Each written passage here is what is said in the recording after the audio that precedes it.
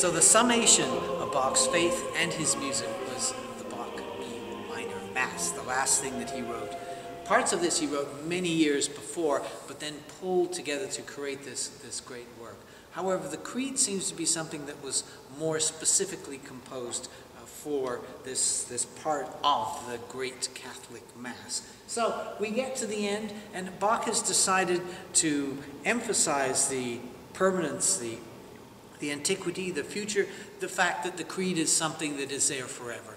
He chooses to emphasize this by using styles from the past, stile antico. He'd been studying Palestrina very carefully. A number of those scores of Palestrina Masses we know were in his own personal possession, and he'd mastered it. So in the last few years of his life, he was very intrigued by the old style, Palestrina, stile antico. And in the Creed, there's this symmetry of pieces, 9 pieces, and the 2 starting and the 2 ending. Within each pair is something in the Palestrina style, the stile antico. We're going to look right now at the one towards the end, Confiteor, as it is called. So in Bach's position was a hymn book, and in the hymn book was an ancient piece of plain song, Gregorian chant, and this is what we hear written or find as a cantus firnis.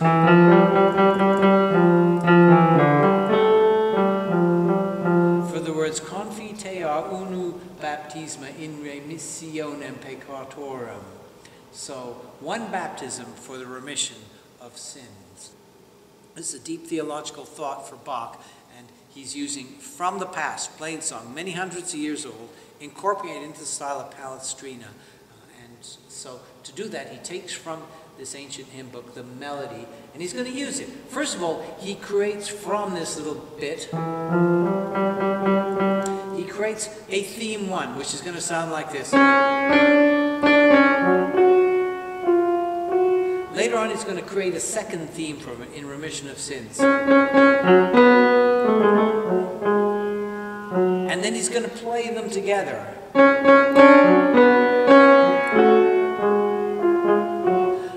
But first, we have to introduce that theme as well of the baptism. So what we have in the Confiteor is 5 sections. First exposition, he introduced melody number 1. And makes it into a nice fugue. Etc., etc. All the while putting a very modern jazzy, what we call running bass. So that's the first 16 bars. We get to bar 16, time for the second fugue, the second theme. So we'll go through that second exposition. What can we do next, Bach thinks? Oh, we'll put them both together. So in the third section, we do in fact hear them together.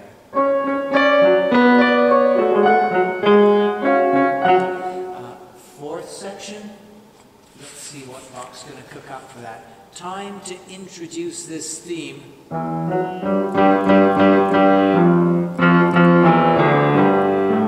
From the Vulpius hymn book there. And we hear it in this particular case. He's written it first in the basses. But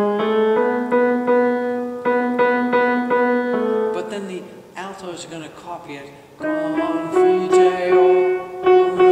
And it's in the canon at the 5th.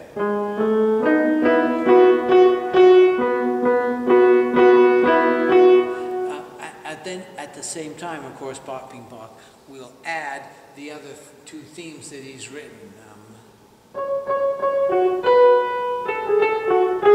While all this is happening.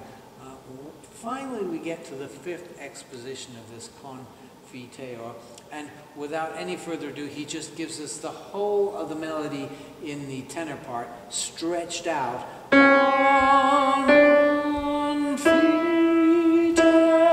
With everything else going on around it,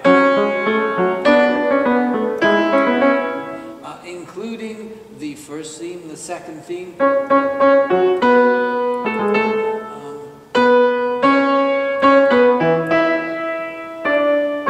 everything all work together, and we come to the close. So to sum up, Bach is trying to, in his music, reflect his deep faith, his his beliefs as they are expressed in the Nicene Creed. And when we get to this particular point about we're baptized for the remission of sins, he's packing it in by looking back, ancient melody, incorporating it with Palestrina from maybe 100 years ago, and then adding something from the future, a bit of a modern walking bass, putting it all together in the most complex way, the most satisfying way, to somehow explain forever his faith, his belief that God is doing all this so that he can be reconciled to his Lord.